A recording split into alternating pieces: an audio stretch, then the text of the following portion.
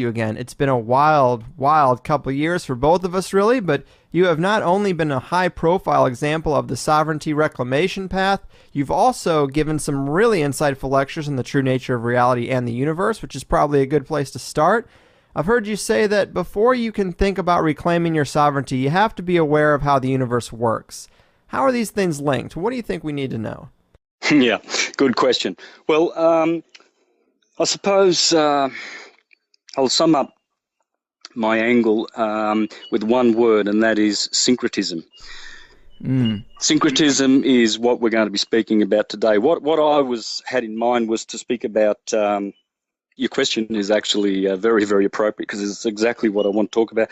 I want to talk about the ascension process, what it is and what it isn't, atomic language, and then end up with the other subject you mentioned, sovereignty and hence law and Babylon the Great and how we go in and how we get out. But I would like to start with the syncretism part of it. Sure. Yeah, because we'll do that first. Get the spiritual side, so hence the priest is what I call the spiritual priest, and then the sovereign king, sovereignty and law and all the other part, and how they marry together, and the atomic language, which is the universal language that we have. We do have one language, and it's atomic, basically. It's language is produced by light, by letters, and that's luminescence. It's a product of light, and sound is a product of light. So I'm going to show how that is. And so that light will merge the two. It will marry the two, the spiritual, the priest and the king and the priest that will rule with Christ for 1,000 years. That's the motif of, spiritual documents all throughout this planet. They all speak about this age when the soul will be illumined and everyone will have what's called the Holy Spirit poured upon them, and they will, they will know things that they didn't once know, knowledge that was lost. And the Holy Scriptures, all of them, actually recount this wisdom. My favorite book would be the Hebrew and Christian Greek Scriptures, the Holy Bible. I mean, I love that particular work. It's excellent. It exceeds even itself when you realize how many levels of literary wisdom are packed into such a small book. But that doesn't take anything away from the Bhagavad Gita or Virgil's Aeneid or anything of those greats. They all speak of this beautiful science of syncretism. Syncretism is the science of uniting all things in one principle, or to find the one principle in all things, whether that principle is beauty, the good, whether it is the principle of truth, the principle of being. We all intuitively understand that there is a cause and effect, and there is a cause to this beautiful effect that we live in, this world, this electrical world of vibrating atoms. And scientists will tell you that it is empty, really, made up of empty spaces. So right. The Egyptians said that all is atum, and then over in the East they said all is om. Well, atom, om, amen, amun, aton, Adonai, Dennis, Adonis, Dionysus, all of these atomic gods and words are our language. And so this atomic language is the language of light. And so what we learn is that we are here to basically experience, learn, remember. These words are key to our experience here. And so we know that there is a cause, and that cause seems to be spiritual. So your philosophers and your mystics have always reminded us that reality is spiritual, and the physical world is an effect, it's an illusion, Maya. And it's also like Einstein said, reality is an illusion, albeit a persistent one. It is persistent, which gives us the sense that it is truly reality, but it's not. It's being projected from a cause. And that cause in our solar system is the sun. That's interesting. I've heard you actually agree with aspects of what Eric Dollard is saying about the sun. Apparently, it's very different than what we're taught in school. Absolutely. Eric Dollard is right on the money, and he agrees with Paracelsus and all the mystics and all the greats who have ever said that the sun is three. It's a trinity. Yes, it is Sol Invictus, the soul of the solar system. Our solar system is not really, it's a cell. We live in a solar cell. We live in a sphere rather than on a sphere. But Sol Invictus, the one who is alone in the sky on the ecliptic, right ascending, he is three. He is also a trinity. It's what you're looking at is a spiritual source, as Eric Dollard calls it, primary power or primary force, converting into secondary force, and that's electricity. The primary force is the standing wave. It's a magnetic white light. Electricity is red and blue light. So electricity is vibratory. It vibrates. It radiates. Hence, the luminescence it produces, which is the world of effects, it's vibrates, and the poles of the vibration are the colors red and blue. And you get all the other colors of the rainbow spectrum in between. So in your chakra system, when you look at the colors of the 7 chakras of your body, you see blue is at the throat, the top of the torso, red is at the between the anus aperture and the testes in a man. That would be the red moon chakra. That's red. So you see the torso is polarized there. Then in the head, you have 2 purpley, indigo and violet, and what violet represents is the highest vibratory color that the human eye can see. Then it goes off into invisible, which we call ultraviolet. Whereas infrared, at the bottom of the torso, all the chakras going down below from the bottom of the torso are brown and murky, and this is hell. You see, so your bottom chakra is Sodom. The second one is Gomorrah, Sodom and Gomorrah. Sodom is where sodomy happens, you see. So that's where the fire and sulfur and all of the brimstone and hellish stuff happens in the red colors.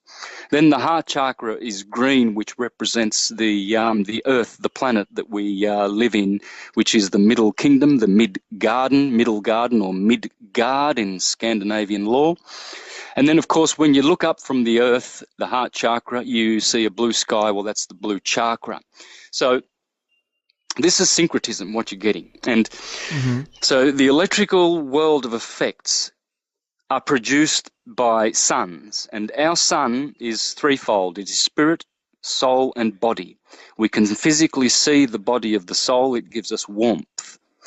But as Paracelsus said, the psychic nature of the sun, the mental and emotional and sensual, which is what you call the soul, hence Sol Invictus, which is the firstborn of God, which is the spiritual part of the sun.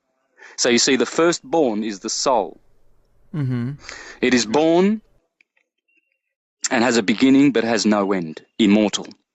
And so this is what we get in the sun. The sun is all the Messiah heroes, Jesus, Allah, Buddha. It's all of the heroes. All of them are one. They all end up in one monad, one unity, and one totality. And that is the first principle of all things, which is being.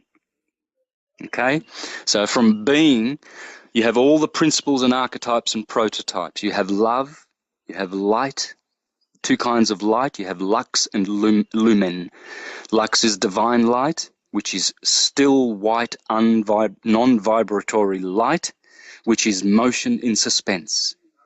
When motion in suspense decides to become motion in action, then electricity, the firstborn, Sol Invictus, occurs. So we are living in the physical cell of the sun, we call the solar system. We are also living in the psychic body of the sun, which is mental and emotional. And hence we have a mental body and an emotional body. Through the mental body we learn, through the emotional body we experience, and together we gather a harvest of information and knowledge and wisdom, and we go through the 7 levels of consciousness, starting from the bottom 7th red chakra level of survival and all of those things. we rise from that level. That level is the level of opinion. That's man in his opinionated ways. And then we arrive at illumination, which is the 7th level, the crown chakra. And this is when we truly, truly merge with the universal one. And this chakra has a secret name, which is Allah, A-double-L. And basically it's Allah, because what it teaches when you get this illumination is that all is good, or Allah is God, which is the same meaning, the same expression. And so the chakras' names are these, starting from the bottom: Lam, Vam, Ram, Yam, Ham, Om. Om is your third eye, where your Indians put their bindi. And then the crown chakra has the name really of no name. There's no name, but they do give it the A-double-L, the all. And so as we go through these 7 levels of consciousness, both mentally and emotionally, we start with opinion. Okay. And then we grow out of that through the level of sense. And this is where we get all these words like sensible, common sense, senator, senior, a senior citizen. In Japan, a sensei, he is one who has his full senses and able to teach.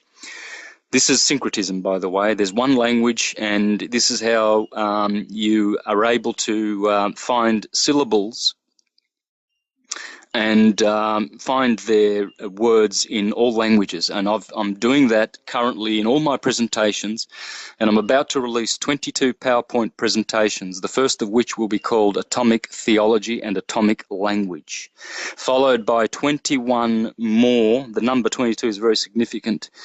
And these are all massive, massive research, packed with research presentations, which I will be releasing in the signs of Cancer and Leo, hopefully, this year. So when one acquires this sense, then they enter the third level of knowledge. The door of knowledge must be open to those who are seeking the knowledge, to aspire to wisdom, which is the next level. But this wisdom is kind of, it's an understanding kind of wisdom, because with knowledge you then understand things, you see. And then you acquire a wisdom that is intuitive. That's the next level. So understanding, then wisdom. Then what your Neoplatonists like Iamblichus and Porphyry spoke about, the 6th level is theurgy, which would be likened to a kind of Eastern yoga, where one merges their intuition with theos, with the God mind, and this is the third eye that sees, you see.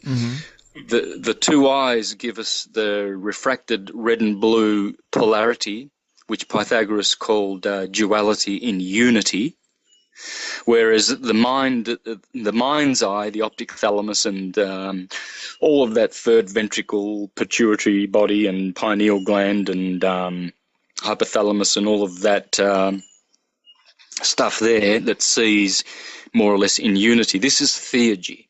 And theurgy is basically the Western type of the philosopher, hence the wise man, because philosophy means to be a philos of Sophia, a lover of wisdom. And so the lover of wisdom then goes to the next level, which is the mystic. And so this is what I'm doing today. I'm basically correcting what ascension is and what it isn't. Ascension is basically something that happens to all of us. We go through opinions, and we go then through sense, and that's your church stage, when you're going to church, and when you're baptized in the water baptism, and that's where they start teaching you literalisms, that the scriptures are literal rather than literary. You see, they don't teach that, as the Apostle Paul taught, the letter of the word it kills, but the spirit of the word is what vivifies. Right. And so they are feeding on the milk of the Christ. The Christ is the top chakra. or the Christ is the spiritual sun, as Eric Dollard would put it, the power, that is converted into soul force or mental force, which produces this world of effects.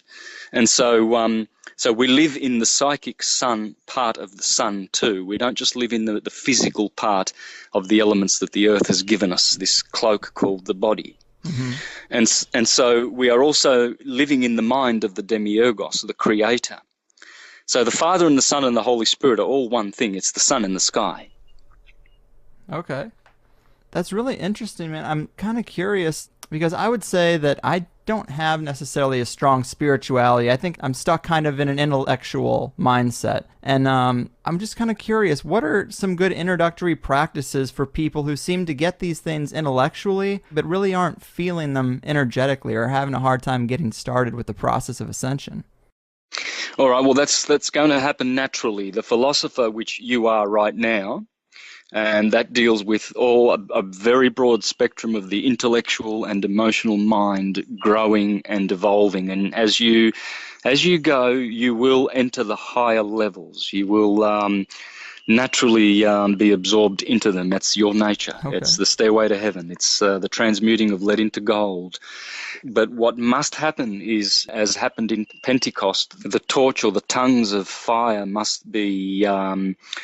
the mystic must come from the philosopher. So you will go from the intellectual stage, which is your Aristotle's and many of the philosophers, to the mystic, which will be, your Plato's, your Pythagoras's, and all your Neoplatonists, 5 of which I would say were the greatest of all the mystics that taught theurgy, and that would be Plotinus, Proclus, Iamblichus, Porphyry, the greatest of all, and Sallustius. And I would really recommend that we go back to our roots and to these, to these great philosophical schools. The Neoplatonic school, of course, was the most, they had a very profound penetration of integrity and depth of mystical wisdom.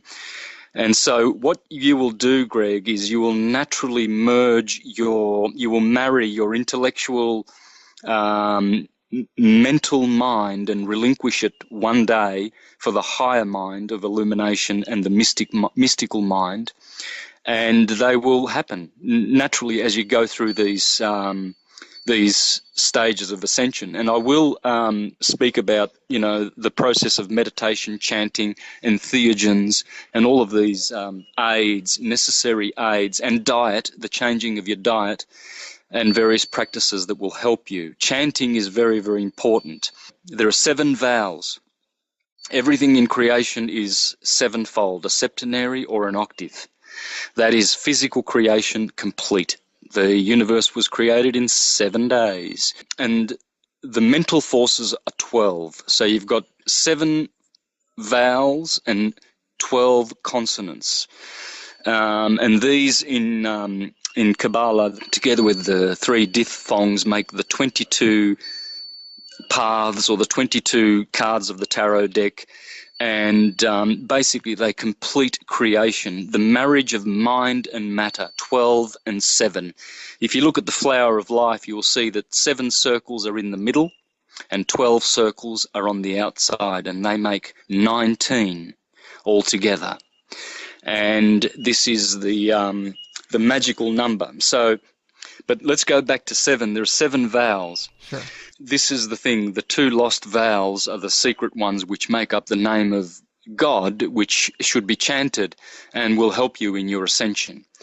The first vowel is the letter A, and the last one is the letter U, A-E-I-O-U. These are not vowels, these are diphthongs in English because it's not phonetic. In order to say the vowels properly, the 5 vowels that we know, we should be saying them phonetically as this, A, E, I, O, U. Just one sound, whereas in English we're taught to say A, E, I, O, U. Well, those are syllables. They are diphthongs, I should say. And so correctly, the first letter, these are the 7 vowels, and this is the true name of the Elohim, or the true lost name of God that the Masons, keep secret from you. Right. And this is how they are. I'll say them first.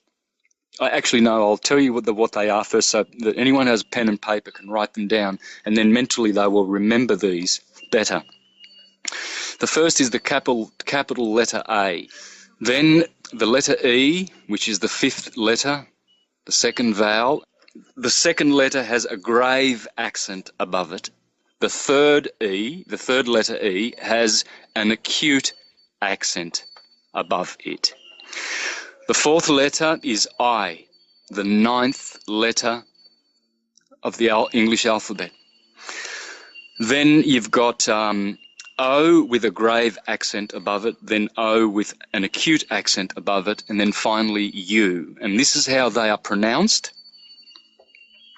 A, E, I, O, U.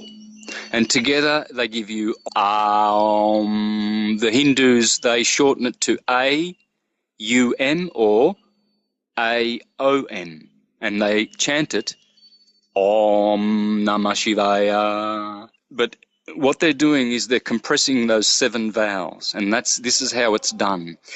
A, E, I, O, U become I, O. And it's like merging the 2 words in English, A, as in, A, how you going, mate? And O, as in exclamation. Oh, that's not very good, is it? So A and O, and you got A-O-M. That is those are the 7 vowels. Now, I'll just make a note that A, the first A, letter A, is pronounced as in A above. Above, the word above. Okay? The E, that's like at.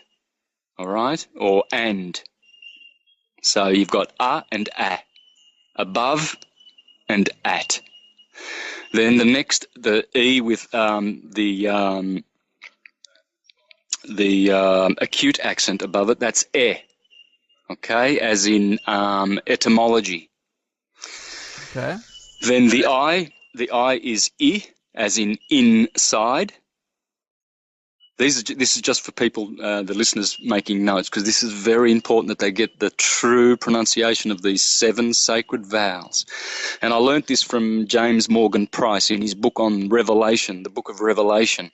And he explains that when St. John gets the vision from the Lord, he sees a God as a 7-fold creature, one who has a sword emanating from his mouth, and he has wings on his feet, and he has a copper belt around his breast, like a Aphrodite's belt, and etc. etc. He actually describes the 7 orbs of the solar system: Saturn, Jupiter, Mars, the Sun, Venus, Mercury, and the Moon, and he gives the vowels and their true pronunciation. Only I have to correct that he puts the O at the end for this, but I put the U in. It's more appropriate to have a U at the very end. And so if you were to chant the Om, or you could even chant the 16-word Hare Krishna chant, which is one of the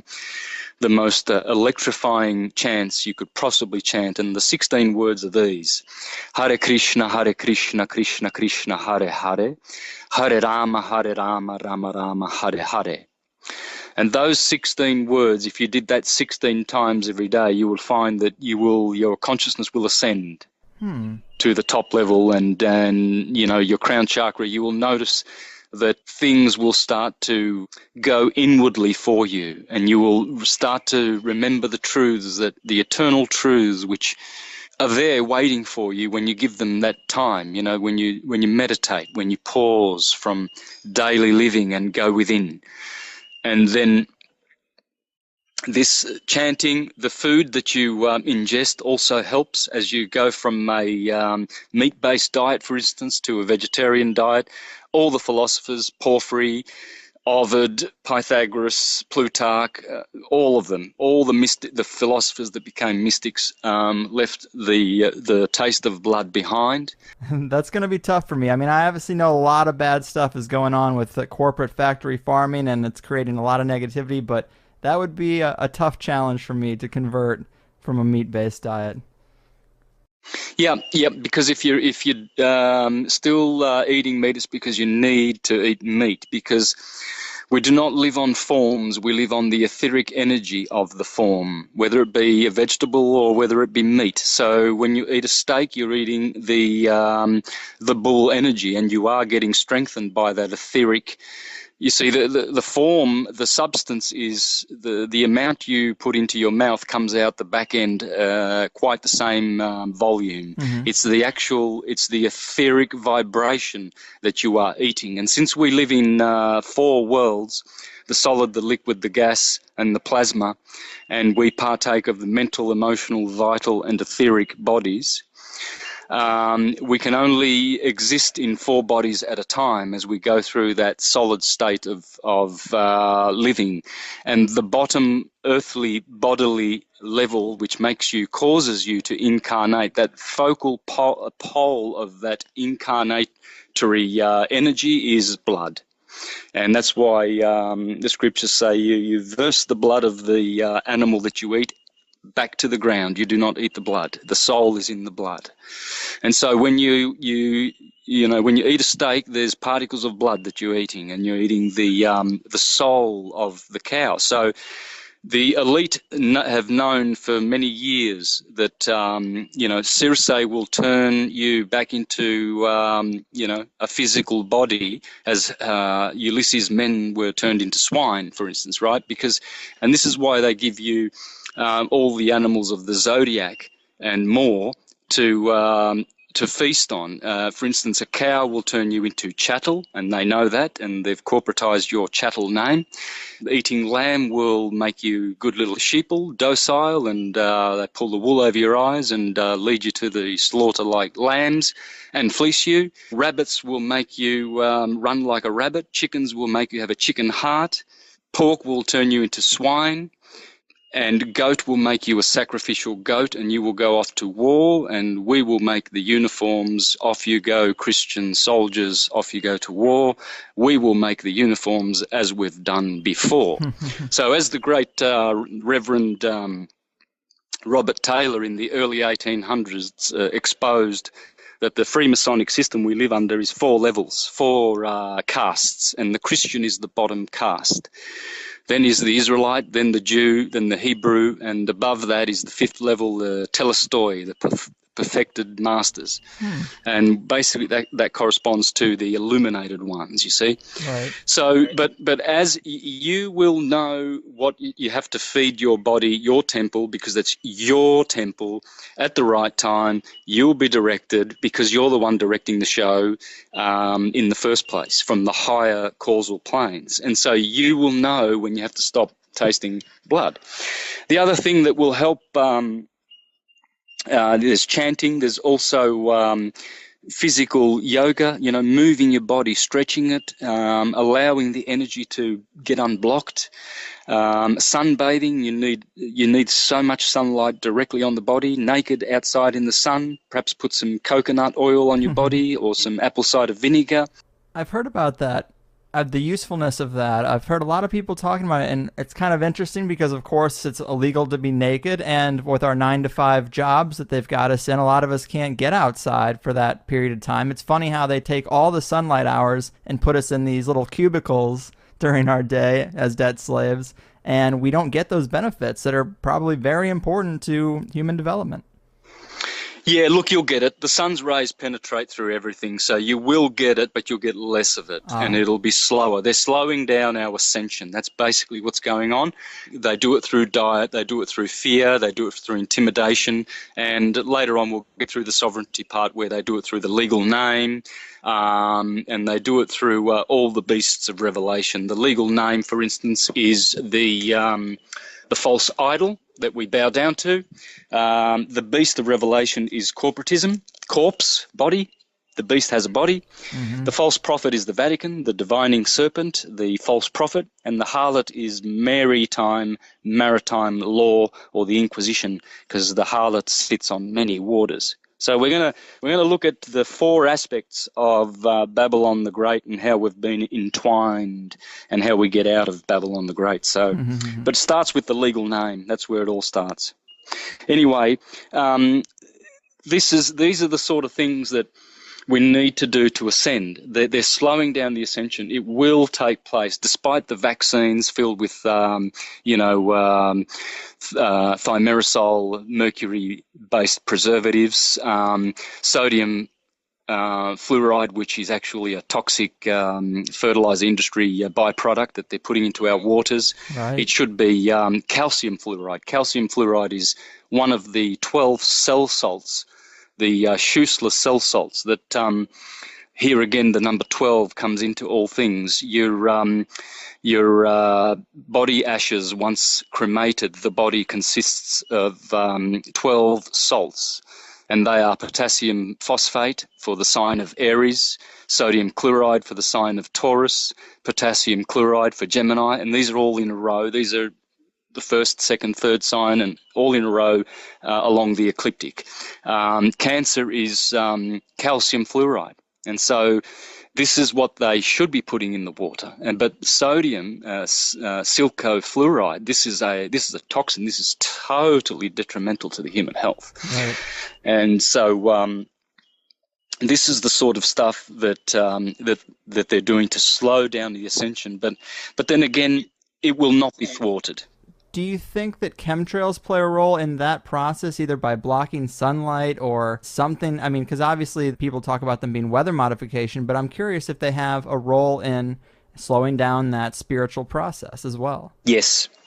Yes, it does. The stuff they put in that, beryllium, radium, blood plasma, fibers, toxic fibers, aluminium, all these pollutants in the name of science, very clever of them. But you see, at the same time, though, all the works that they put in place, they all have side effects that are actually beneficial. And so you might think it's crazy to think that chemtrails could have a beneficial side, but ultimately they must have. And who knows? It could be that some of those toxic elements might have high vibrating, very beneficial elements that are actually being amplified so that the ascension happens quicker for some, because you will notice that all of your philosophical and mystical friends that you interview, and you do some great interviews. And by the way, Macca wants to say thank you, loves your show, and he always sends me the links. So I'm listening to you too a lot. Great. Well, thanks, Mecca. I think we did a show back a couple of years ago too, didn't we? Yeah, we did. Okay, so there will always be good coming from this, brother. There is good and evil in this duality, in unity world that we live in. But ultimately, the highest prototype of this is good. Good is one.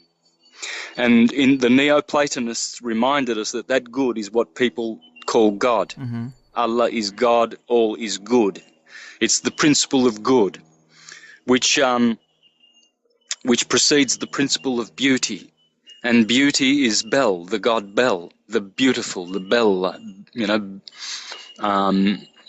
We say bella in Italiano, or bello. It's Baal, it's the beautiful one.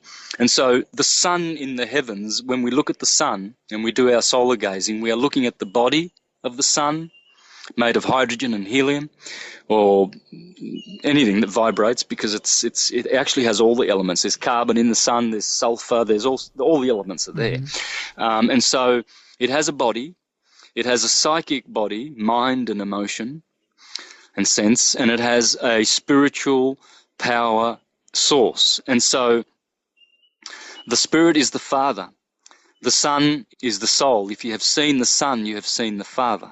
No one goes to the Father except through me, the Son. I am the life and the truth and the way. So what it's teaching us is this, that we will go through three basic fundamental levels to climb that ladder and ascend and go back to our promised land, heaven. Mm-hmm. And we go back to the rest of God, God's Sabbath. And how we do that is we go from through opinion, through sense, knowledge, understanding, wisdom, intuition, theurgy, and then finally illumination, where we relinquish the conditioned mind, which is a condition, and we go into the state of being. We become God. We don't become gods. We become God, because we are God, and that God is Atum, and we are all atoms. We have an anatomy, hence we are all Tommy. When you stand erect with your feet together and your arms outstretched horizontally, you are in the shape of the tomb, Tommy, the T, the letter T, the cross we must all bear. We come from a womb and we end up in a tomb, said Plato, from Sema to Soma, from Soma to Sema, from womb to tomb. And so when the scriptures say that the dead shall rise, that is the dead who are living in the dead corporate status, in the dead corporate condition of the legal name. So we're going to get to that. Right.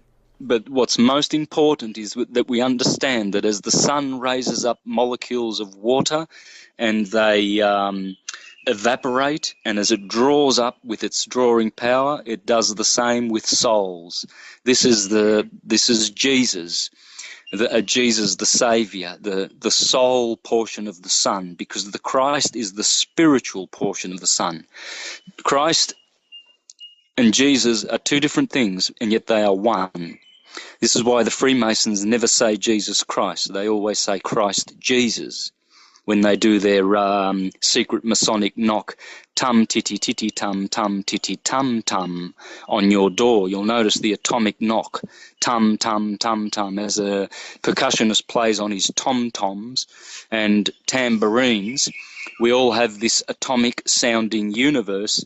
And so what they do is, the Freemasons, is they don't tell you that this secret Tommy knock is what they then say the secret word is Christ Jesus, because Christ is Krishna, the one, the universal soul, the universal prototype, the universal archetype, the one, the monad, the being, the source and cause of all other onenesses, unities.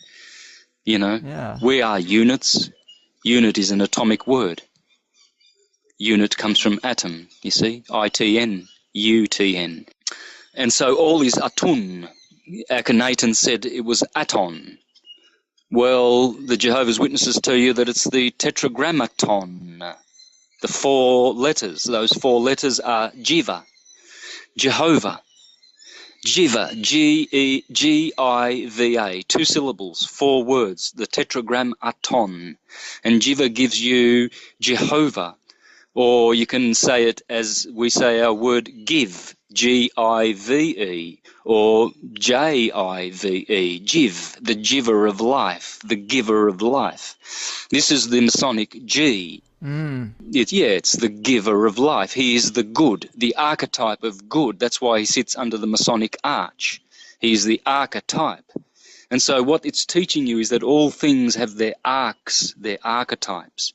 And as we go through the arcs of consciousness and ascend our consciousness, you know, and stop acting like swine and rabbits and chickens and chattel and sheeple and sacrificial goats, and we become the hero. In the Greek philosophical system, the 5th level from animal through mineral through plant through human is the next, which corresponds with the Jewish, in the Kabbalistic system, the Jew or the hero. See, again, the hero is not a hero as there are 3 kinds of heroes in the legend of the cave of the nymphs, according to Plato. When Macrobius did a commentary on the cave of the nymphs, he explained exactly what Pythagoras and Plato were on about. We are the soul, the spirits come from the Milky Way. They then go through the 7 levels, the 7 doors, or the 7 heavens of, the Quran and Allah that he climbed in his night flight to heaven. And you go down the 7 planetary bodies, and they are in this order. according to their revolutions. Saturn is the first one because he is the old man. He takes 30 years to do a revolution. And so he is the first ring. And then Jupiter's 12-year orbit, that's the second ring. And then Mars is a 2-year orbit, that's the third ring. Then the Sun is the 1 year, 365-day orbit, that's the middle one, the middle rung. And then Venus, 228 days, she's the fifth. Then Mercury, 188, if I'm not wrong, he is the sixth. Then the Moon, she does a 30-day orbit, and she is the last ring. So souls, that makes up the compound of the soul. The soul is made up by those 7 planets, Snow White and the 7 dwarves.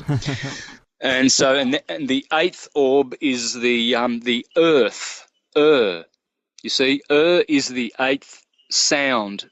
Remember, there's 7 vowels for the lost name of God, which is I-om. Well, the diphthong and it's the same sound that you get in burn, turn, whirl, word, worlds. You see, the word of God, ether, becomes earther. Ether and earther are the same octave, or different, the same substance, different octaves. That's interesting. 7 octaves, 7 orbs. And Saturn being first, is that why we see so much Saturnian symbolism coming from the elite in their various affairs? Yeah, well, we're going to get to that because Saturn is Kronos. Kronos is the crown, as all the philosophers have ever said. So Saturn is the one who wears the crown, which resembles the rings of Saturn. And this is why when you're born in a hospital and you consign your child's sole of his foot onto a piece of paper which says specifically, this is crown copyright, you are selling your soul to the devil at that very moment. And the legal name then takes on a corporate beast-like entity. And by doing obeisance and bowing down to this false idol, we have been trapped in a commercial system of Babylon the Great. So we'll get to that crown and Kronos. See, this is why the administrators of the bar, who are the prostitutors or prosecutors of the crown that resides in Rome, who are the bar, that's why these prostitutes are the prostitutes for the pimps in Rome. We live in a pimpocracy. So what I'm going to do is I'm going to explain who the beast with 7 heads is and the corporate owners of this corporatism that controls the world through the Vatican, and the crown at the Vatican and the crown in London and the crown in District of Columbia. So we're going to do that. And but first, it's very important to understand how we came down this ladder as Nephilim and fellas, and we climb back the other way as Elohim and heroes. Okay. A hero is a philosophical hero. There are 3 kinds of heroes in the cave of the nymph, according to your philosophers. So there's the Jupiterian at the top. They save themselves and others through their works, through their deeds. They put people on the straight and narrow. Then you have your Neptunian psychic kind of heroes, which are your Ulysses. He couldn't save his friends at all. They perished, but he got home to Penelope on his own and saved his own backside. So he is a Neptunian. You see, Neptune, the god of the waters, tormented him for 10 complete cyclical years, but eventually he did escape. Neptune, the second hero. And the bottom hero is the Plutonian hero, the hero of sense, of opinion. And these would be, your war generals and these type that go and become heroes when they go off to fight for their nations and countries, and they believe they are doing a service for humanity, and they're not cowards, and they run into the line of battle, and your sports heroes, these also are heroes. And we all are heroes, but there's different qualities of heroes. So eventually we will all become Jupiterian heroes, heroes of spiritual nature who save themselves and through their good deeds and words are actually saving others. And so when we chant these 7 letters and then finally the 8th sound, which is for the word of God, that sound, which whirls and burns and turns as toroidal fields do and create whirling worlds. You see, to go from the word of God, to the word world, you just have to add an L, the 12th letter of the alphabet. L. 12 is God, the mind of God. Elohim, you see. So the letter L is related to both 7 and 12. Elohim, there are 7 Elohim, but the letter El Lamed is actually the 12. So it's also mind of God. Mind is 12, body is 7. And so what we are doing, you see, is we are also toroidal fields. That's why we have a torso, and that's why we have a core, which is a heart. A heart is a cur, or a cardiac core. Just as an apple has an apple core, our hearts are our apple cores, you see. And what an apple is Apollo. Apollo is the god of toroidal fields. So if you were if you were synesthetic, you would be able to see your body. You would see that it was a beautiful body of light, and you would see a toroidal field. Its core is your heart, and it enters through the fontanelle at the top of your head and releases through the bottom chakra, and it just twirls. So you've got this whirling, twirling, burning, turning word that makes the earth, which is the sound. And all of these sounds are very, very powerful archetypes. The vowels are very powerful creative forces. And as Manly P. Hall explains in his beautiful astrotheological presentations, free on the internet, when the universe is created, when Brahma makes his aspiration, in-breath and out-breath, 7 suns are born. And from those 7 suns, those are 7 archetypes: Saturn, Jupiter, Mars, Sun, Venus, Mercury, Moon, in that order, always. The 7 colours of the rainbow. Violet is Saturn, indigo is Jupiter, blue is Mars, green is the Sun, yellow is Venus, orange is Mercury, and red is the Moon, and vice versa. You can put Saturn at the bottom and the Moon at the top. You can play around with this.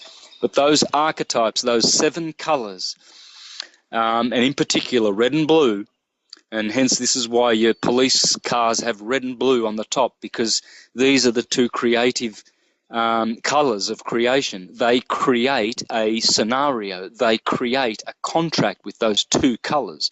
Red is fire, water is blue. Red is alarming, blue is calming. Red comes from the proton, blue comes from the electron. So the proton is prana, and the electron is luminescence. Red, Ra, proton, blue, electron. And so the letter R is is what they call the rhotic liquid consonant, and the letter L is the lateral liquid consonant. And these 2 are the 2 halves of creation. The letter R is red, Ra, radiation and vibration. The letter L is blue, luminescence, water. And these 2 colours produce all of the effects. Ra and Bel. You know, you could say in the Hindu system, Jiva is the spirit, the spiritual sun, prana. And so in atomic physics, you would call that the neutron. So inside of atom, there is a neutron, a proton, and an electron. And, you know, in Hebrew theology, this is Israel, Isis, Ra, and El. The letter Isis is being, white light, which produces 2 colours, 2 suns, 2 bodies, mind the proton, red, the color red, mental force, married with blue, the emotional feminine side, 'cause with the emotions we experience, with the mind we learn. And so these two are the two polarities of creative force, and we have these bodies, we have these powers and archetypes in us, and they all go back to atom and the neutron, the proton and the electron. The color white, neutral; the color red, positive; fire, masculine, radiance, everything radiates and vibrates, vibra. Vibra is another word for abracadabra. I create through sound. Abrasion, abrasion. Everything is abrasion, and it all starts with the proton. Because this is our theology. This is what syncretism does. It merges theology with whatever, all of the sciences, and we have this knowledge. We all know this. We all know syncretism. We all are syncretists. Syncretism will be and is the true saviour of diversity and separation that has gone on for too long. Syncretism is the science that the Vatican has persecuted since Hypatia and the destruction of the Alexandrian Library, and since Justinian closed down the Neoplatonic schools in 527 Common Era. So, this is very sad. It's a sad chapter, but we all know this. And through the witch hunts, we were persecuted through the Dark Ages, and they tried to snuff it out. But we all know syncretism. We all know that what's going to save the world from all of this division is syncretism, because syncretism is neutral. Syncretism explains the world through the Quran, through the Bible, through the Bhagavad Gita. Syncretism loves and embraces and has temperance and forbearance for all the philosophies and all the ways and all the sciences. They can all be explained and united through syncretism. And this is why Marsilio Ficino, in the Renaissance days, he went down to Rome with 900 theses of syncretism. I have his book. It's called Syncretism in the West. You can get it through Amazon. It's only $30, and you can see all of his 900 theses, 30 years before Martin Luther's 90 theses, which were Protestant corporate inferior theses, totally corporate, which started a new Protestant corporate structure for the world. Whereas Marsilio Ficino, he was a Neoplatonist, he was a syncretist, he was an astrotheologer, he was all of those things, and he went down to Rome, and of course they persecuted him. He was going to debate with the Apostolic Senate in Rome, the popes, and so he started putting posters and billboards all around Rome saying syncretism is back and it's here to stay. And so he was they poisoned him eventually back in Florence, where the Medicis were funding syncretism. Sorry, I'm speaking about Pico, not Marsilio. Marsilio stayed in Florence. His student, Giovanni Pico della Mirandola, he's the one who went down to Rome to try and save the world. This is 100 years before Giordano Bruno was burned at the stake for teaching syncretism in the year 1600. Unfortunately, he didn't get enough time to convert Queen Elizabeth. And Queen Elizabeth was listening to Giordano Bruno, and she was going to make England a very Protestant kind of hermetic Neoplatonist country. But of course, that didn't happen, because the wrong people were speaking to Queen Elizabeth I, and Giordano Bruno was betrayed. He was, for 7 years, prosecuted by the Crown. Old man time, Satan the devil at the Vatican, the false prophet, and put to death. And so I've experienced this kind of witch hunt in my country and from all around the world, really. Some people who are still in the opinion and sense realms of consciousness would happily condemn me to the most deepest parts of the fiery hell with Satan, because of teaching the true science. Right. Yeah, they choose to have their separate Baptist or Catholic or Jehovah's Witness or whatever it is, illusion, rather than the unity of syncretism. So I have three key words that will always remain with me in my philosophical and mystical journey as I grow myself, and they will be syncretism, the ecliptic, and the word atom.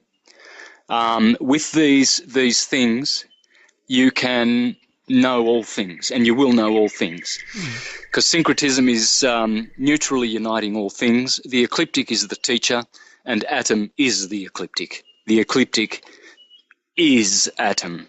For instance, today is the 3rd of July, the feast of St. Thomas Day. Why is a day before 4th of July, which is perihelion day, the day the sun is closest to the earth, and the sun's only about 3,000 miles high up in the sky, and so we've got a flat projector screen that the sun produces called Earth inside a sphere. The sun is doing circles above the Earth, about 3,000 miles away, but it is closer on July 4th, perihelion day, than it is on its opposite 4th of January, apohelion day. And so why is the 3rd of July called Feast of St. Thomas, Tammuz, right in the middle of the sign of Cancer, which is in the Jewish system called the month of Tammuz. So you got the Feast of St. Tammuz in the month of Tammuz, Cancer, at the Tropic of Cancer. Let's have a look at that one. That's today. But the ecliptic is the wave. The ecliptic is the path of the sun from March the 21st, the equinox, to the Tropic of Cancer, June the 21st, the solstice, to the equator once more, 23rd of September, the autumnal equinox, Judgment Day, 23rd of September. Remember, 23, you can look all this up on the internet. 23 is a very powerful number in secret societies because it's Atonement Day. It's the equinox of autumn. And then as the sun departs from that equilibrium, Judgment Day in Libra, the scales of judgment, Tishri, of the Jews, then it goes to the Tropic of Capricorn. And that's what the sun's doing all year round. It's going from the goat, climbing the mountain as it waxes to the Tropic of Cancer, and then the sidewards walking animal called the crab begins to backwards slide all the way down. Hence, the Muslims have Ramadan, 1 month of mourning in Cancer, month of Tammuz, because now a sad thing is happening. The sun is waning, you see. And the Jews, they go off and they have their fasting and mourning, and they say the month of Tammuz is evil, it's cruel, it's merciless. And the Lord, Moses apparently broke the 2 stone tablets. They were broken in 2, of course, because when the sun reaches the Tropic of Cancer, it divides the year in 2. It's been waxing for 6 months, now it's going to be waning. So that's the 2 stone tablets of the Moses. And so it's the ecliptic. As Walter Russell the Great said, the secret of creation lies in the wave. Well, we all know that the wave field, the wave has a wave amplitude. Well, that's Cancer and Capricorn, the solstices. And we know that the wave starts at sine, and cosine would be the tropics, where the Cancer and Capricorn, whereas Aries and Libra at the equinoxes, 21st of March, 23rd of September, Atonement Day, these are the 2 balancing sine wave starting points. So you've got sine and cosine. You see, when Eve ate of the apple, Eve is the Ave wave, Ave Maria. Eve, she eats the fruit, and she has a co-sinner with her. She gives Atom, the ecliptic, some of her fruit and says, you taste it with me. So sine and cosine are basically the sine wave, and as Walter Russell said, the secret of creation is in the wave, and the wave that we call the year is the ecliptic. And the ecliptic teaches all things. And what I'm going to do after I release atomic language and atomic theology presentation, 250 PowerPoint slides, pages of the most penetrable and deepest research that you will ever find probably in history. Damn. About our atomic theology and atomic. I've already released tens of radio shows and presentations called Atom and the Ecliptic online for free. But the second one I will release will be called The Holy Days and the Ecliptic.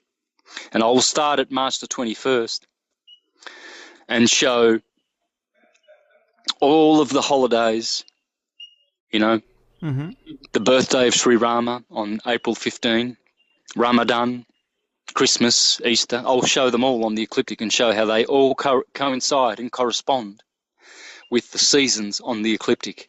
All of your festivities like Easter, they all correspond with the spring month. Spring, spra, prana, Ra coming into life, the blossoms. Then all of your Ramadans and all of your 6th of August Assumption Day or Transfiguration Day that are related to the summer months. Then you've got Atonement and Yom Kippur and Rosh Hashanah of the Jews in Tishri. That's all your autumnal festivities. And then your Christmas is your winter. And I'll show how, because obviously when I release Atomic Language, there will be academic types which will need more proofs. They will not be satisfied. Right. Many will be. Many will be thoroughly satisfied that we have one language. It's atomic. Hence we have etymology, the science of words, etymology. And so what I will do is then release that one and then subsequent 20 other already prepared, fully developed presentations, which I actually, I did a few of these presentations on my 2003 Europe tour, but unfortunately no one has put them online. The only presentations I did out of these 22 that are online, the Glastonbury Zodiac and Syncretism presentations, and the Stonehenge one that I did about the sun and how the sun in history, I called that one. So, and you'll also see online another one about Ascension, which is another presentation I've got about the holy science, which I did in Amsterdam. So if you punch those words in YouTube together with my name, you can get a glimpse of the PowerPoint presentations that I'm doing. Unfortunately, I did 14 presentations in the UK alone, Manchester, Birmingham, London. I went everywhere, and 12 of those are probably lost forever. But that's why I'm going to release them now, hopefully in the signs of Cancer and Leo. Cancer is where my North Node is, and Leo is my ascendant. So these are my two good months along the ecliptic. I always have great, June, July, August, always, all my life, as I've noticed. I'm kind of curious, actually, because I've been looking into so much of your work and the astrology side of things. How much control and free will do we really have over our lives and emotions and tendencies when so much of what seems to make up our lives here is decided by the stars? If we remain in ignorance, we are totally 100% governed and controlled by that destiny and that fate, that fatalism. Once you know your astrological chart and you know the science of the Word of God, AstroTheology or astrologia, logia is logos, the word, and astro is, light, and God is light, last time I checked. Hence, astrology is the science of light. So if you learn your natal chart and the propensities and dynamics that are in your chart, for instance, you know what your ascendant is, you know what your sign, for instance, my sun is in Aries, 24th of March, my moon is in Pisces. Funny, my birthday is the 25th of March. Oh, holy hallelujah. Very close. Yeah, the first decan of March is ruled by Mars, so we are very martial. The March portion of Aries. The April portion is ruled by Yes, the Sun, the middle deacon, and then Jupiter is the third deacon. So we are very martial. We're good fighters. We're good action leaders. We're like a good stubborn combative ram. But if you learn these, your natal chart, then you are getting a glimpse of your defects and your strengths, your dynamics, your propensities. And so like a mechanic that will point out that that noise in your motor, that's not a pretty noise. That's that's your camshaft, that's your cam belt, and that's only got about 100 or 200 miles of life in it, and you better get that fixed. While you were thinking, wow, I love the sound of that noise in my motor. And so, the foolish one will turn his radio up when he hears some kind of a clickety-clackety noise in his motor, so he drowns out the symptoms, and so there's no more symptoms left. You see, it's a bit like what an aspirin does. You take an aspirin so that your headache goes away, because now your stomach is bleeding, and you're going to be bleeding potentially to death. So now you have got a different problem. You forget about your headache. The aspirin works. Yeah. It takes you to another problem. Now you've got ulcers and holes in your stomach and reflux and gas problems and all sorts of intestinal woes because you've taken some prescribed drugs. Funny about that. Right. Yeah, so that's syncretism, brother. I know I'm going pretty fast, but I am inspired today. I was very inspired by the 3rd of July and by what I'm going to share with you. And I know that you're a very, very open-minded kind of guy, and I know that if you don't get all these things that I'm saying the first time round, you can listen back to the recordings and you will get it. You definitely will get it sooner or later, because this is the science of ascension, the science of light, and the science of unity, oneness, bringing all things back to the one, when all are one and one are all. You know the song Stairway to Heaven, eh? When as we wind on down the road, our shadow is taller than our soul. There walks a lady we all know who shines white light and wants to show how everything still turns to gold. Yes, if you transmute lead, that is, you will. She's reminding us that as we walk on that path, that if we buy our stairway to heaven and we go up those ladders, the ladder of Jacob, we will say, as Jacob did one day when he said, I've seen God face to face, and I shall call this place pineal gland. So you will arrive and you will activate and crystallize or, crystify your pineal gland. Decalcify it, and it will crystallize, it will harden up, and it will become a rock, a diamond, a crystal, and it will emanate like a tongue of fire above your head. You will have a halo, you will have an energy that people will see in your eyes, that your soul is good, it's pure, and you are serving the good. You are serving God.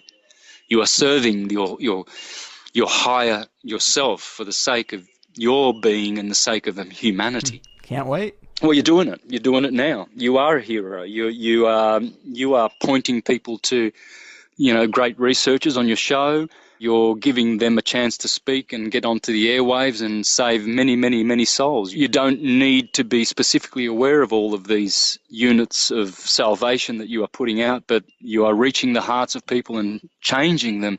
They will get many aha moments themselves and remember the call. As Ulysses remembered Penelope, she was fighting off all these suitors. Well, the suitors are worldly wisdom, you see.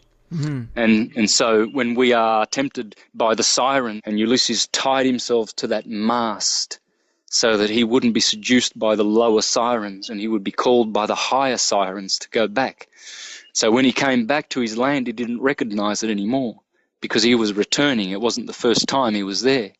But the reason why he didn't recognize, and Penelope didn't recognize him, he knew her, he recognized her.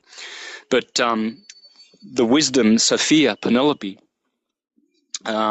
she needed proof. So, of course, he pulled out his bow and arrow, and then she realized, because he had perfected his lower instincts, and he has returned now, like the prodigal son returns to his father. And he hears that voice, and he pierces the third eye with his arrow, and he awakens. and returns, and he is restored, and the suitors must flee. In fact, he kills all the suitors because they are worldly wisdom. They represent a different kind of wisdom. It's sort of a lower philosophical kind. You see, Plato, when he went to his third stage, when he went from the philosopher to the mystic, of course, we don't have any of his mystical works, unfortunately, but that's when he separated with Aristotle. Aristotle could not follow him, and Plato went to southern Italy and died there, and where Pythagoras also died, and all the other great philosophers down in Calabria, where I come from.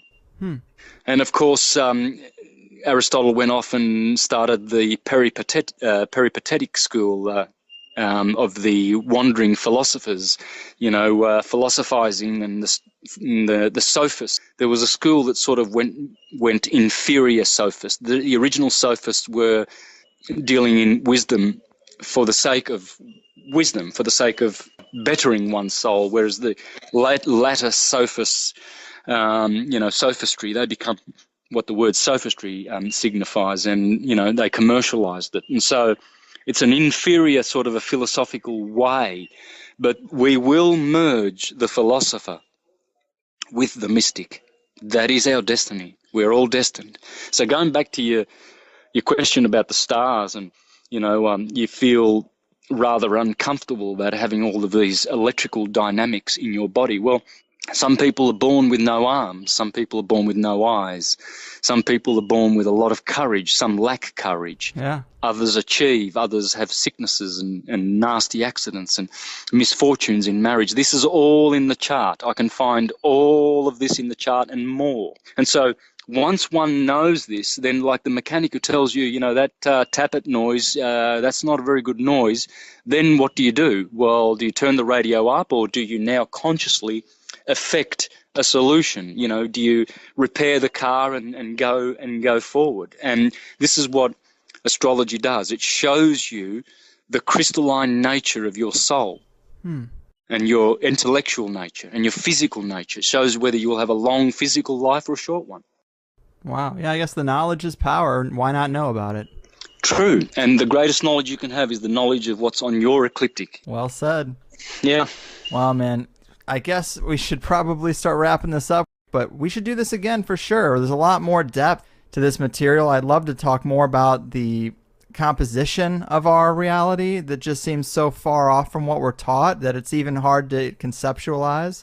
And it's just a whole big ball of wax, man, and I love talking about it, but I guess we should kind of call it in with that. I mean, you've provided quite a bit of crown control kryptonite here. I guess, would you like to remind the people about your website and where they can get your lectures and anything else you have on the horizon? Website is Universal Truth School, one word. That's it, universaltruthschool.com. And there I have lots of videos you can watch, connect you up to my video channel on YouTube. And I've also got, for those who want hard copies, I've got DVDs there too available. I've got 6 Syncretism graphics. These are the most inclusive type of syncretism graphics on astrology and all of esoteric wisdom that you can possibly get. You've got the whole science just in graphics, and you can receive those digitally, and then you can turn those into wall posters should you want to, because they've got enough pixelation there. That's my website. I've also got a lot of syncretism shows on a radio channel that I do a lot of work on, AstroTheologyRadio.com, and you can listen to a lot of this type of information.